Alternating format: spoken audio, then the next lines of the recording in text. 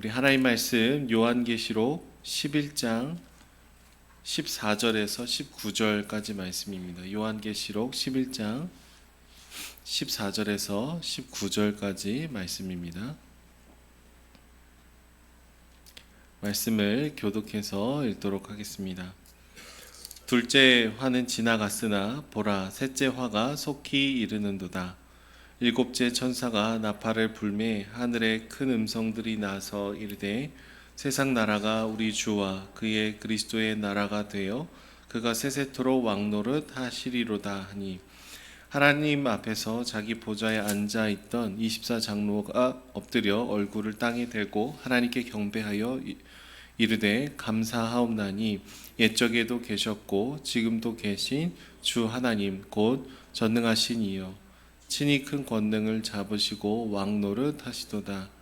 이방들이 분노하매 주의 진노가 내려 죽은 자를 심판하시며 종 선지자들과 성도들과 또 작은 자든지 큰 자든지 주의 이름을 경외하는 자들에게 상 주시며 또 땅을 망하게 하는 자들을 멸망시킬 때로소이다 하더라.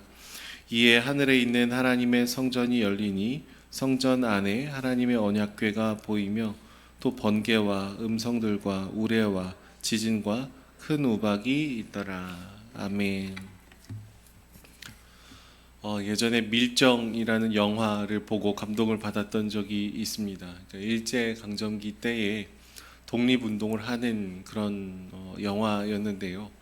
사실 그때만 하더라도 독립운동을 할 때만 하더라도 정말 우리가 이렇게 독립운동을 하면 독립이 금방 올까?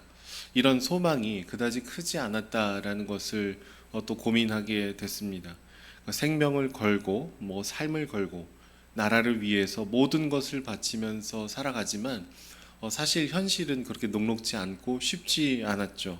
그러니까 옳은 길을 걷는 사람들은 늘 고되고 또 외롭고 비참한 순간들을 통과해야 했었습니다. 하지만 친일 행각을 벌이는 사람들, 타협을 하고 마음의 눈을 감은 사람들은 비교적 부유하고 권력을 소유하고 떵떵거리면서 살아가게 됩니다.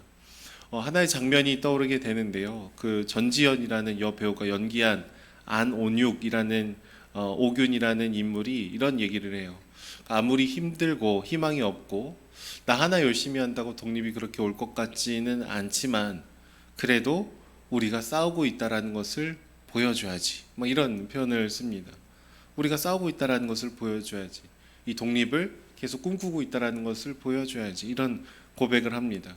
그러니까 현실은 계란으로 바위를 치는 것처럼 그렇게 소망이 없어 보이지만 그럼에도 불구하고 소망을 품으며 오늘을 살아가야 된다라는 것이죠. 반대로 친일파 역할을 이제 담당했던 인물은 몰랐다라고 얘기합니다. 정말 해방이 될 줄은 몰랐다. 그래서 내가 친일 행각을 저지른 것이다. 알았더라면 그렇게 타협하지 않았을 텐데 몰랐으니까 그냥 적응해서 그런 행동을 했던 것이다. 이런 얘기를 합니다. 여러분 사람은 참 잘 모르는 존재이죠. 그러니까 칠흑과 같은 어둠 속을 걸어가면서 언제 어떻게 어떤 빛이 우리에게 임할지 우리는 잘 모릅니다. 하지만 그렇기 때문에 반드시 이루어져야 되는 이 미래를 소망으로 바라보며 오늘을 살아가야 되는 것이 있습니다. forward back이라고 표현을 합니다. 미래를 현실로 당겨와서 오늘 믿음으로 사는 사람들. 하나님께서 우리에게 약속해 주신 그 미래를 분명히 일어날 현실이라는 것을 고백하면서 오늘 그 길을 사명의 길로 걸어가는 사람들이 믿음의 사람들이다라고 얘기를 해볼 수 있겠습니다. 그런데 소망을 품지 않고 오늘이라는 것 자체에 현실의 함몰이 되면은 어떨까요? 필연적으로 타협을 하게 되고 뒷걸음질을 치게 되는 것이죠. 여러분 오늘 말씀 본문은 7번째 나팔, 즉 3번째 화가 임하게 되는 그런 장면입니다.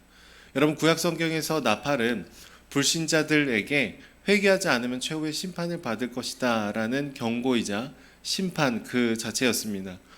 실제로 첫 번째 나팔부터 5번째 나팔까지는요 출애굽을 할 때에 애굽 사람들에게 내린 5개의 이 재앙의 모델들을 가져왔었습니다.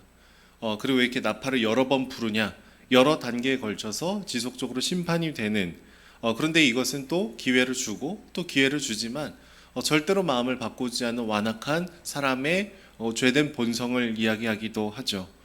동시에 하나님께서 얼마나 많은 기회를 주시고 얼마나 많은 은혜를 주시는지 그 위대한 하나님의 사랑에 대해서도 얘기를 하고 있는 겁니다. 7번의 나팔은요, 이스라엘 백성들이 여리고 성을 함락할 때의 모습을 떠오르게 만듭니다. 이스라엘 백성들은 6일 동안 하루에 한 번씩 이렇게 돌았고 7일째에는 7번 여리고 성을 돕니다. 그리고 7번의 나팔을 부를 때에 여리고 성은 무너지게 되고 심판이 임하게 되죠. 이것은 하나님의 뜻에 순종한 이스라엘 백성들에게는 승리를 가져다 주는 것이었습니다. 근데 오늘 본문이 이 결정적인 7번째 나팔을 부는 그런 장면이죠. 7번째 나팔이 불려지자 세상의 나라가 하나님의 통치를 비로소 받게 된다라는 얘기를 하고 있습니다. 하나님께서 실제로 모든 것을 통치하시고 세세토록 왕노릇하시는 것을 몸소 보여주고 계시더라라는 거예요. 이 당시에 사람들이 요한계시록을 처음 마주하는 수신자들이 들었을 때는 어땠을까요? 하나님의 왕권이 실현이 된다. 가장 강력한 왕국처럼 여겨졌던 로마 제국도 영원한 나라가 아니구나. 우리를 진짜로 다스리시는 그분이 오실 거구나라는 이 소망을 품었겠죠.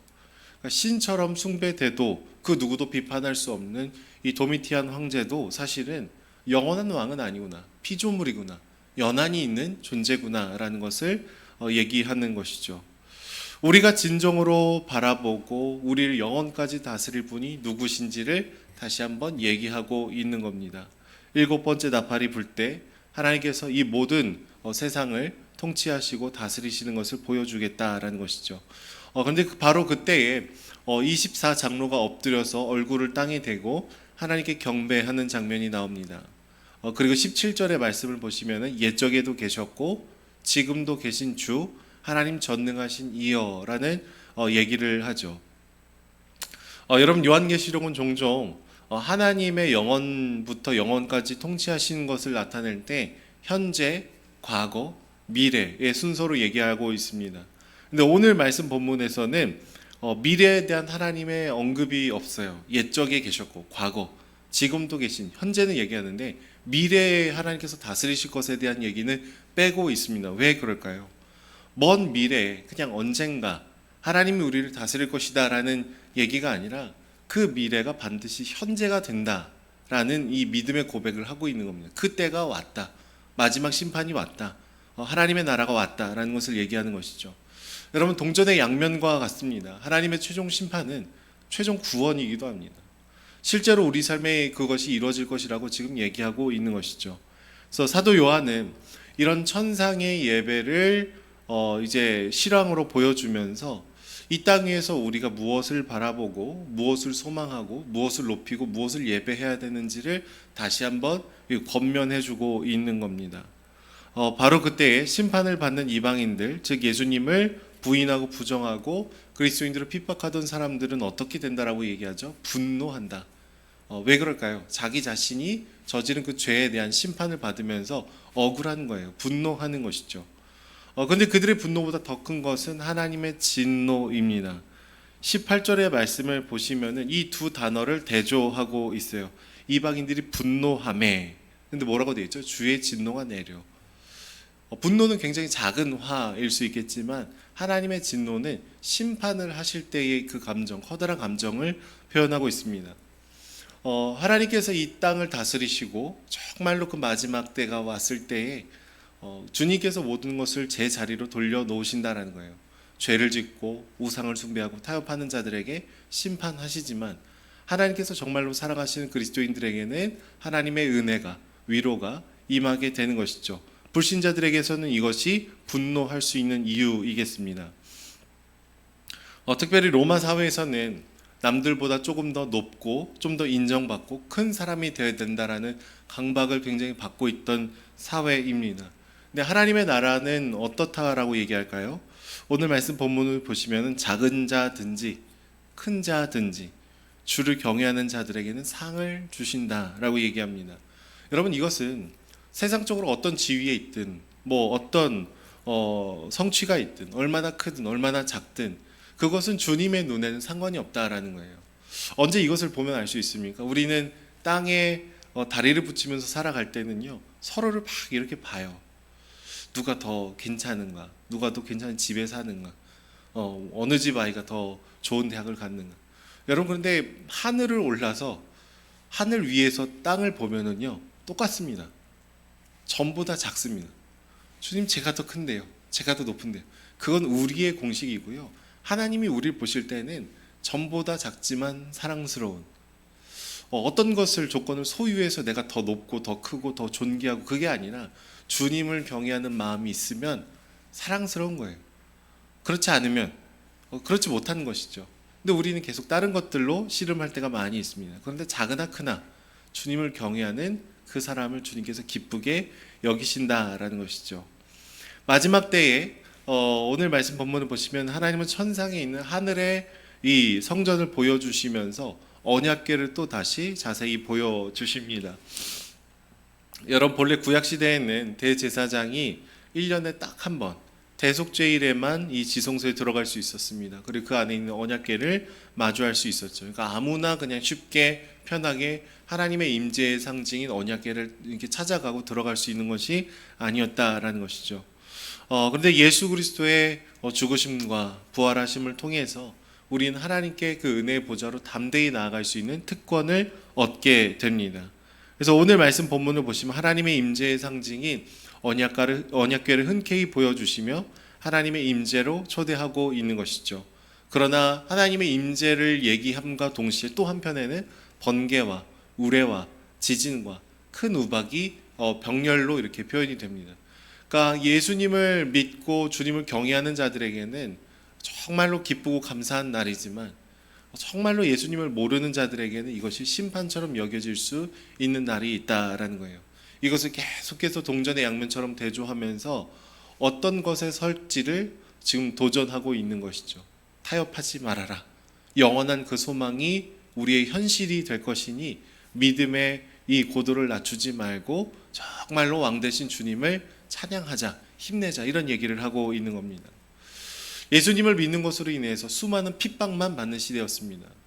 우리 신앙을 지킨다고 해서 어떤 부수적인 유익들이 주어지고 있는 상황이 절대로 아니었습니다.